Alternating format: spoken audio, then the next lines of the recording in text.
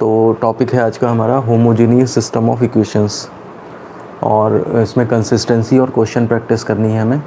तो उससे पहले मैं आपको ये बता देता हूँ कि जो टॉपिक मैंने रिवाइज़ करने के लिए कहा था उसमें क्या था कि अगर नॉन होमोजेनियस सिस्टम है तो नॉन होमोजेनियस सिस्टम में हम क्या करते हैं, सीधे हम एक तो रो हम निकालनी पड़ती है, हमें रैंक निकालनी पड़ती है जो कोफिशिएंट मैट्रिक्स है उसकी, और दूसरी हमें निकालनी पड़ती थी रैंक ऑगमेंटेड मैट्रिक्स की, और एक नंबर ऑफ़ वेरिएबल्स की ज़रूरत पड़ती थी, कितने हैं इक्वेशन में, इक्वेशंस का जो सेट दिया है। ये तीन चीज़ें जब हमें पता लग जाती थी तो हम चेक करते थे। चेक क्या करते थे? कंसिस्टेंसी के लिए क्या होना चाहिए, कंसिस्टेंसी के लिए आपका row A is equal to row A colon B होना चाहिए, 3 आए, 2 आए, 1 आए, मतलब बराबर आए। तो अगर ये इक्वल आती हैं रैंक्स तो हमारा सिस्टम जो है वो कंसिस्टेंट होता था। और उसके बाद अगर ये वाली वैल्यू, ये जो रैंक आई है, ये अगर आपकी दो केस बनते थे, अगर ये इज़ इक्वल टू n है तो उस केस में यूनिक सॉल्यूशन होता था, और अगर ये सपोज़ करिए लेस देन n है तो उस केस में इनफाइनाइट सॉल्यूशन बनते थे। और अगर ये नॉट इक्वल टू है, इक्वल टू पे तो ये हो गया कंसिस्टेंसी हो गई, और अगर नॉट इक्वल टू हो जाए तो उस केस में सिस्टम हमारा इनकंसिस्टेंट हो जाता था। तो ये पुराने टॉपिक के कंसेप्ट्स हैं non homogeneous system of equations के, और आज हमें पढ़ना है होमोजेनियस सिस्टम ऑफ इक्वेशंस। तो चलिए हम देखते हैं आज होमोजेनियस सिस्टम ऑफ इक्वेशंस। चलिए तो सबसे पहले देखिए होमोजेनियस क्या होता है, एक बार और देख लेते हैं हम। हमारे पास अगर सपोज़ करिए system of equations A X equal to B matrix form में लिखा है, और इसमें अगर b इज़ इक्वल टू 0 हो जाए, यानी कि हमारा सिस्टम बन जाए A X equal to null matrix, तो ऐसा सिस्टम हमारा जो है वो होमोजेनियस सिस्टम कहलाता है। बाय डेफिनेशन हमने ये पढ़ रखा है पहले से ही, लिख लीजिए सब लोग थोड़ा सा। यदि समीकरण निकाय ए एक्स इक्वल टू बी के रूप का है जहाँ b इक्वल टू 0 अर्थात ए एक्स इक्वल टू ओ है, तो इसे समघात रेखीय समीकरण निकाय कहते हैं। ये डेफिनेशन हमने पढ़ रखी है, दोबारा से एक बार लिख दी है बस। एक बार और कह रही हैं तो देखिए ए एक्स इक्वल टू बी ये general system of linear equations कहलाता है। और अब देख लीजिए सारा दिमाग आपका यहीं पे लगना है, ये नहीं समझ में आया तो फिर बेकार है। तो अगर हमारे पास system of linear equations A X equal to B form में है वेयर बी इक्वल टू 0, तो उसे होमोजीनियस कहते हैं। ठीक है ना। जैसे मान लिया 3x plus 4y plus 2z equal to 7 था, तो यहाँ पे देखिए x की 1 पार, y की 1 पार, z की 1 पार, और यहाँ वेरिएबल की 0 पार है। तो ये आपका इक्वल है, लेकिन ये इसके इक्वल नहीं है, तो ये सिस्टम हमारा नॉन होमोजीनियस कहलाता है। और होमोजीनियस में क्या होगा, अगर हम राइट साइड में ये वाला टर्म ख़त्म कर दें तो देखिए सबकी पार सेम हो जाएगी, यानी कि 3x plus 4y plus 2z equal to 0 कर दें अगर, तो देखिए हर एक की पार 1 1 1 हो गई, और यहाँ पे टर्म है ही नहीं, तो जितने भी टर्म हैं उनकी सबकी पार सेम हो गई, तो हमारी ये इक्वेशन जो है होमोजीनियस कहलाती है। तो कंडीशन यही बनती है कि राइट साइड में अगर हम कांस्टेंट की बजाय 0 कर दें तो होमोजीनियस हो जाएगा। तो वही चीज़ हमने लिखी है, ए एक्स इक्वल टू बी का हमारा इक्वेशन है, और हमने राइट साइड में जो कांस्टेंट टर्म है उसको 0 कर दिया, यानी कि ए एक्स इक्वल टू 0। तो ये फॉर्मेट आपका जो आएगा वो आपकी समघात रेखीय समीकरण कहलाएगी। समघात इसीलिए क्योंकि सबकी घातें समान हैं, और यहाँ पर इनकी घातें तो समान थी लेकिन उसके समान नहीं थी। वो 7 प्रॉब्लम कर रहा था, उस 7 प्रॉब्लम को हमने 0 कर दिया, तो हमारा सिस्टम जो है वो होमोजीनियस हो गया। तो ये तो होमोजीनियस की डेफिनेशन थी, और यहाँ पर जो मैंने लिखा है नॉन होमोजीनियस के लिए कंसेप्ट्स लिखे हैं कि उनकी कंसिस्टेंसी कैसे होगी। ठीक है, अब आते हैं हम आज के टॉपिक पे। अब देखिए अगर किसी सिस्टम में नॉन होमोजीनियस था तो ये दोनों मैट्रिक्स अलग अलग बनेंगी, ए और ए ऑगमेंटेड और कोफिशिएंट। लेकिन होमोजीनियस सिस्टम में आप सोचिए कि जब राइट साइड में 0 है आपके पास, तो उस केस में कोफिशिएंट मैट्रिक्स और ऑगमेंटेड मैट्रिक्स कैसी बनेंगी? तो कोफिशिएंट मैट्रिक्स और ऑगमेंटेड मैट्रिक्स जो हैं वो दोनों ही सेम बनेंगी। भाई आप कोफिशिएंट मैट्रिक्स जैसे मान लिया सपोज़ करिए आपने कोई इक्वेशन ऑफ सिस्टम ले लेते हैं हम फॉर एग्जांपल, जैसे 3x plus 2y plus 5z is equal to 0 है, 2x plus 3y minus 2z is equal to 0, 3x plus 2y minus 5z equal to 0। ये है मान लिया सपोज़ करिए कोई सिस्टम, और इसमें हम कोफिशिएंट मैट्रिक्स बनाना चाहते हैं।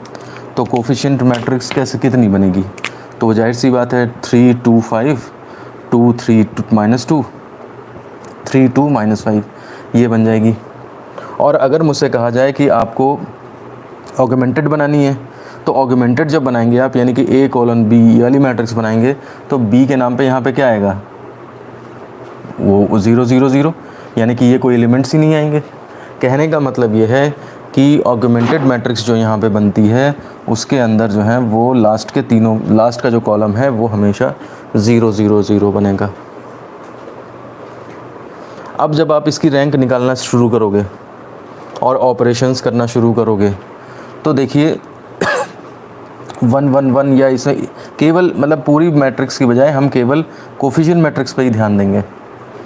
और इस कोफिशिएंट मैट्रिक्स में आप देखिए यहाँ पे अगर आपने रैंक निकालने की कोशिश करी और मान लिया सपोज़ करिए ये लाइन सारी 0 हो गई, मतलब ये एलिमेंट आए, ये आपने 0 कर दिया और नीचे सारा 0 कर दिया, तो रैंक कितनी हो जाएगी, रैंक यहाँ से 2 मिलेगी, क्योंकि नॉन ज़ीरो रोज़ 2 होंगी। अब आप ये देखिए, जो अगर ऑगमेंटेड मैट्रिक्स भी आप बनाओगे तो ऑगमेंटेड मैट्रिक्स में तो क्या है, वो तो कोई मायने ही नहीं रखती उसका कॉलम। तो अगर आपकी 2 नॉन ज़ीरो रो हैं तो ऑगमेंटेड में भी 2 ही नॉन ज़ीरो रो मानी जाएंगी, यानी कि ऑगमेंटेड की भी जो रैंक है वो 2 ही निकलेगी। कोफिशिएंट मैट्रिक्स की रैंक और ऑगमेंटेड मैट्रिक्स की रैंक जो है वो हमेशा बराबर निकलेंगी, क्योंकि जब रो का नाम लिया जाएगा तो रो के नाम में आपके कोफिशिएंट मैट्रिक्स के एलिमेंट ही काउंट किए जाएंगे। अगर मान लिया सपोज़ करिए आपका एक एलिमेंट यहाँ पे आ गया, तो कोफिशिएंट मैट्रिक्स की रैंक जो है वो 3 हो जाएगी, और ऑगमेंटेड भी देखेंगे तो उसके अंदर ये नॉन ज़ीरो रोज़ मानी जाएगी, यानी कि ऑगमेंटेड की रैंक भी आपकी 3 हो जाएगी। कहने का मतलब ये है कि होमोजीनियस केस के सिस्टम में, होमोजीनियस सिस्टम के केस में आपकी हमेशा जो रैंक ऑफ A और rank of A colon B ये दोनों इक्वल रहेंगी। कहने का मतलब है हमेशा होमोजीनियस सिस्टम अगर कोई भी लेंगे आप, तो वो हमेशा जो है वो कंसिस्टेंट ही रहता है। ठीक है ना, ये चीज़ लिखनी नहीं है कुछ भी, आपको केवल ये रूल लिखना है कि होमोजेनियस सिस्टम ऑफ इक्वेशंस हमेशा कंसिस्टेंट होते हैं। ये मैंने समझाने का थोड़ा सा तरीका बताया है। अगर आप इसमें प्रॉब्लम करना चाहोगे तो आराम से कर लोगे कि मैं अगर ऑगमेंटेड लिख दूँ और फिर ऑपरेशंस करूँ, तो देखिए कोई भी रो ऑपरेशन करूँगा तो 0 0 से कोई फ़र्क नहीं पड़ता उसमें। ठीक है ना भाई, आप इसका दुगना इसमें तिगुना या जो भी 3 टाइम्स इधर उधर एक्सचेंज कुछ भी कर लो आप।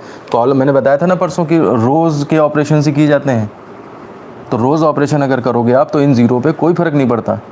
तो इसका मतलब जो रैंक आपकी कोफिशिएंट मैट्रिक्स की आएगी वही रैंक जो है वो आपकी ऑगमेंटेड की आएगी। अगर आपका ये देखिए ये 0 अगर हो नहीं रहा तो तीसरी रो नॉन ज़ीरो मानी जाएगी, चाहे कोफिशिएंट मैट्रिक्स के लिए बोलो चाहे ऑगमेंटेड के लिए बोलो। और अगर ये 0 हो गया तो फिर सब खत्म हो गया, रो A भी 2 रह गया, रो A भी 2 रह गया, तब भी वो बराबर है। हम कह रहे हैं दोनों ख़त्म हो जाए तो भी एक एक ही कही जाएगी, यानी कि रैंक जो है वो हमेशा बराबर आएंगी। तो इस बात को लिखना नहीं है कुछ भी कि रैंक बराबर आएगी या कुछ बराबर आएगी, हम केवल इतना लिखेंगे। लिखिए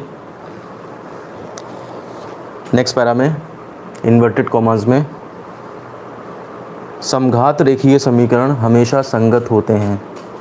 एक ही नहीं निकालनी होगी दोबारा। हाँ, लेकिन बात वही है कि हम इसमें कोफिशिएंट की ही रैंक निकालते हैं केवल।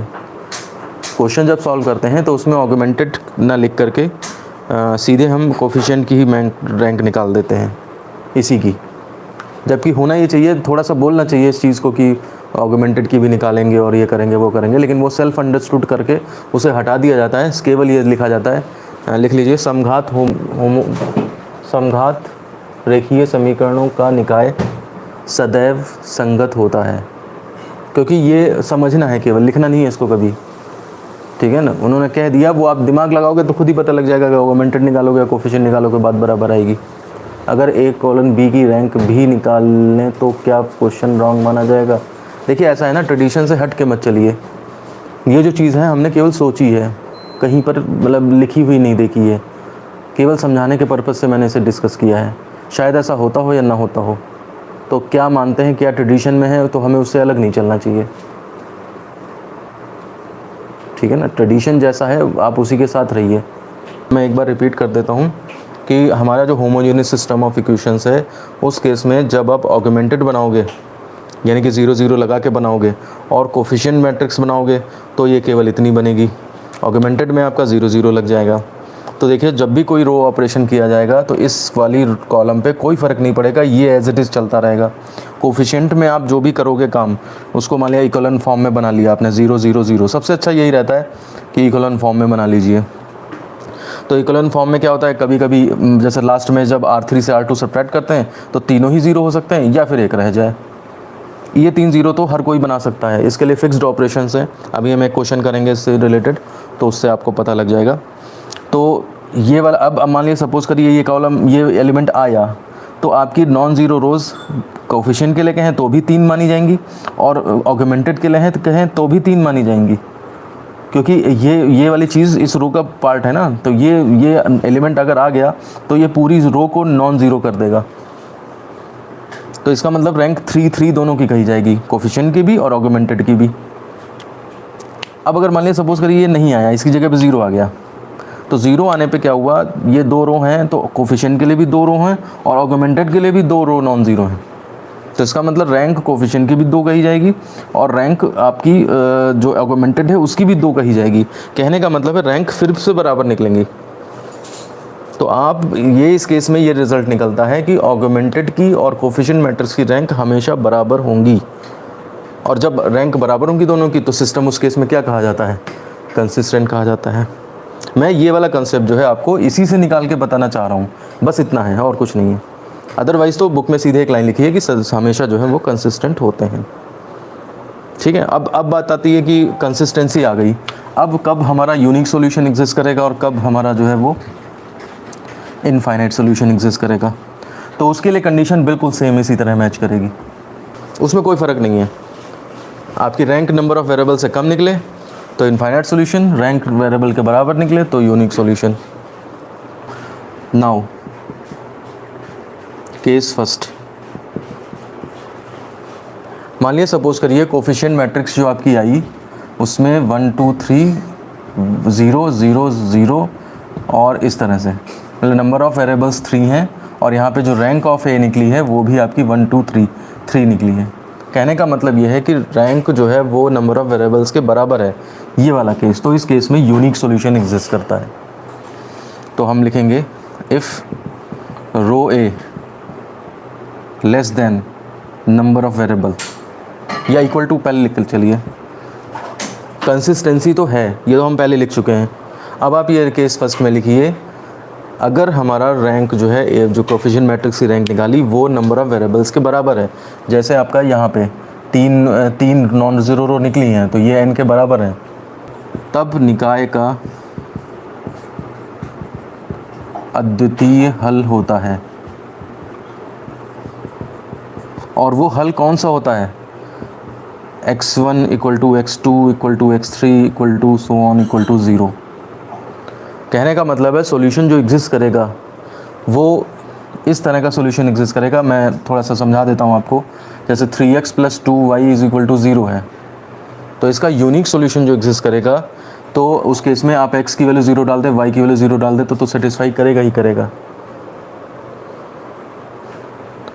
इस हल को, ये जो हल आया है ये तो हर कोई जानता था, इसमें कोई बड़ी बात नहीं है, 0 0 तो उसको सेटिस्फाई करेगा ही करेगा, ठीक है ना। तो इस हल को क्या कहते हैं, निरर्थक हल कहते हैं, या इंग्लिश में इसका नाम होता है ट्राइवियल सॉल्यूशन। निरर्थक वर्ड का मतलब ये है कि को क्या फ़ायदा मिला आपको, मतलब ये तो जानते ही थे हम, ये तो चीज़ सेटिस्फाई करेगी ही करेगी, तो इसको केवल लिखा गया है बस, बाकी तो पहले से हर कोई जानता है। तो अगर सिस्टम में अगर इक्वल टू लास्ट में 0 लाना है तो सबको 0 कर दो, 0 तो आएगा ही आएगा। तो इसलिए इसे निरर्थक या फिर तुच्छ या फिर क्षुद्र इस तरह के नाम दिए गए हैं, इस तरह का सॉल्यूशन कहते हैं। लेकिन आप निरर्थक भी मत रखिए नाम, इंग्लिश हिंदी वाले बच्चे भी ट्राइवियल सॉल्यूशन ही बोला करें।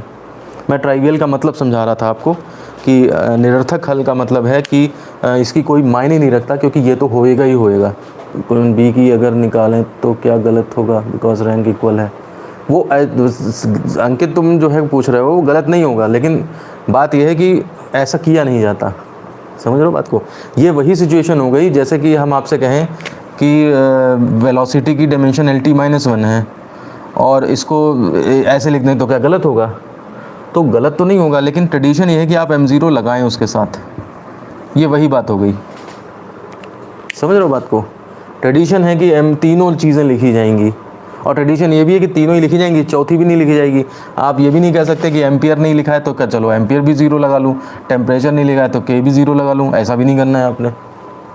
तो एक ट्रेडिशन चला आ रहा है, तो वही चीज़ हमें फॉलोअप करनी है। तो हमेशा ध्यान रखिए, ये जो सोल्यूशन होता है वो ट्राइवियल सोल्यूशन होता है। अगर आपका केस ऐसा बना तो फिर आपको कुछ और करने की जरूरत नहीं, सीधे लिख दीजिए यही एक सोल्यूशन है इसका बस। अब केस सेकंड डाल दीजिए।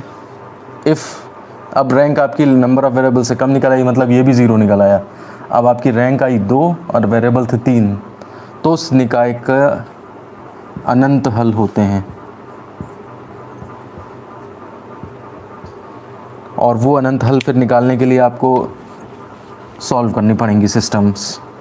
मतलब मैंने शायद एक जगह कराया भी है क्वेश्चन आपको, कुछ किसी z को k मान लिया और फिर उसके बाद y निकाल लिया कि इन टर्म्स ऑफ k, और x निकाल लिया इन टर्म्स ऑफ k।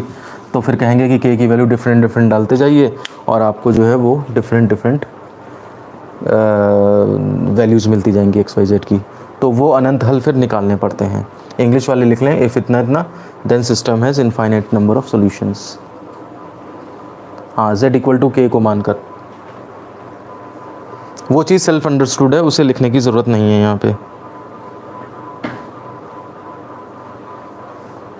तो ये आज का कंसेप्ट था, और इसके ऊपर अब हमें क्वेश्चन कर लेते हैं, तो आपको ये ज़्यादा क्लियर हो जाएगा। उसके बाद नेक्स्ट वीडियो में और मैं आपको 2 क्वेश्चन करके बताऊंगा जो थोड़े से कॉम्प्लिकेटेड हैं, एक्सरसाइज के हैं वो। तो उनसे आपको जो है वो जब आप एक्सरसाइज करोगे ना, तो अगर अटकोगे तो उन्हीं क्वेश्चंस में अटकोगे जाके, तो वो मैं पहले से करा दे रहा हूँ, अगले वीडियो में करा दूंगा, तो आप ये पूरी एक्सरसाइज आज कंप्लीट कर सकते हो। क्वेश्चन लिखिए ज़रा। समघात रैखिक समीकरणों 2x plus y plus 9z is equal to 0, 4x minus 2y minus 3z is equal to 0, 18x minus 6y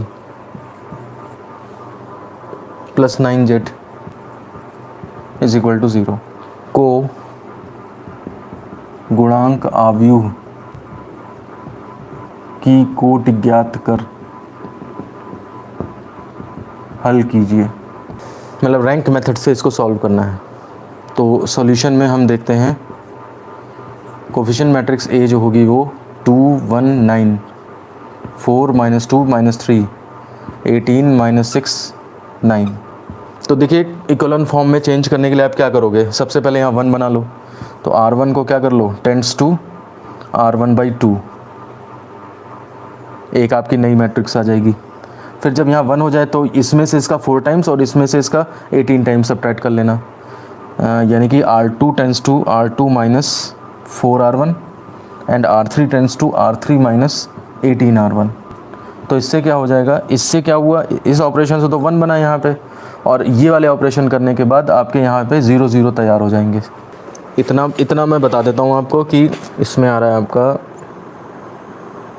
-10/3, -15, -10, -45। थोड़ी सी मिस्टेक हो गई, ये 3 है तो ये बाई 3 करेंगे आप, वो थोड़ी मिस्टेक हो गई मुझसे लिखने में, तो ये मिस्टेक हो गई थी, यहाँ पे 3 है। तभी मैं कहूँ, ये जब आपने पहली लाइन बताई तो मैंने कहा वो तो मैच नहीं कर रही है इससे। आप ये प्रोसीजर कर लेना, ठीक है। मतलब कॉमन प्रोसीजर क्या है, पहले आप इसको 1 बनाएं, उसके बाद इसका जितने मल्टीप्लायर करके सब्ट्रैक्ट करना है सब्ट्रैक्ट करते हैं तो ये 0 बन जाएगा। उसके बाद इस नंबर से और इस नंबर से इस रो में डिवाइड कर दीजिए, इसमें इससे डिवाइड कर दीजिए, इसमें इससे डिवाइड कर दीजिए, ठीक है ना। तो ये आता है आपका 1 0 0 तो बन गया है, और जब इससे डिवाइड कर देंगे तो ये भी 1 1 बन जाएगा, और 1 1 बनने के बाद यहाँ पे आपका 9/2 9/2 बनता है। ये नोट कर लीजिए आप। क्वेश्चन कंप्लीट कर लेते हैं, नहीं तो काफ़ी टाइम लग जाएगा। हमारा टाइम गलत क्वेश्चन की वजह से काफ़ी वेस्ट हो गया है। यहाँ पे सीधे आ जाइए, कुछ जगह छोड़ के और यहाँ पर आ जाइए। अब देखिए आप R3 माइनस R2 करेंगे तो ये हो जाएगा 100, 19/2 तो ये रहेगा, ऊपर 1/3 चल रहा है और इधर 0 0 हो जाएगा। तो ये इक्विवेलेंट टू इतना आया। तो यहाँ से आप नॉन ज़ीरो रोज़ देखिए, नंबर ऑफ नॉन ज़ीरो रोज़ 2 है, हेंस रैंक ऑफ ए 2 है। अब नंबर ऑफ वेरिएबल्स कितने हैं, 1 2 3। Since rho A is less than number of variables, hence system has infinite solutions. अब बात आती है इनफाइनाइट सॉल्यूशंस निकाले कैसे जाएंगे। तो इसके लिए सॉल्व करने के लिए हम क्या करते हैं, रैंक मैट्रिक्स फॉर्म में लिख देते हैं। Writing in matrix form, AX equal to क्या है, O।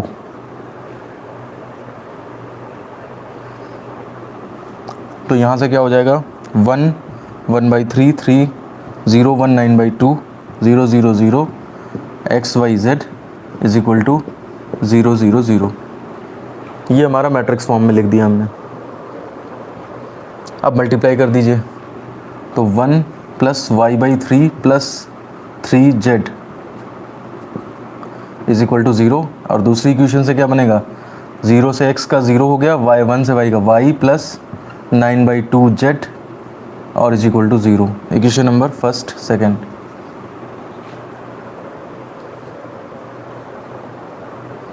वन इंटू एक्स, ये x आएगा।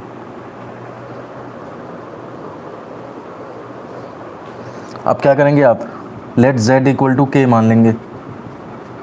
तो z आपने k मान लिया, एक वेरिएबल तो पता ही लग गया आपको। अब z को यहाँ पे सब्स्टिट्यूट करेंगे तो यहाँ से y निकल आएगा आपका, वो भी k की टर्म में निकल आएगा। फिर y और z दोनों मिला के फर्स्ट में सब्स्टिट्यूट करेंगे तो उससे आपका x निकल आएगा। इस तरह से आपके x y z तीनों निकल आएंगे। वो करने की ज़रूरत नहीं, वो आप अपने आप कर लीजिएगा। हिंट नोट कर लीजिए जल्दी से और फिर इसको डिटेल में खुद सॉल्व करिएगा। यहाँ पर टाइम वेस्ट करने की ज़रूरत नहीं है। तो रैंक से आपने टेस्ट कर लिया कैसे सोल्यूशन होना है और सोल्यूशन फिर किस तरह से सॉल्व किया जाता है, ये एक बार और आपको तरीका रिवाइज़ हो गया। अभी अब मैं ये वीडियो क्लोज़ कर रहा हूँ और ठीक है, ओके।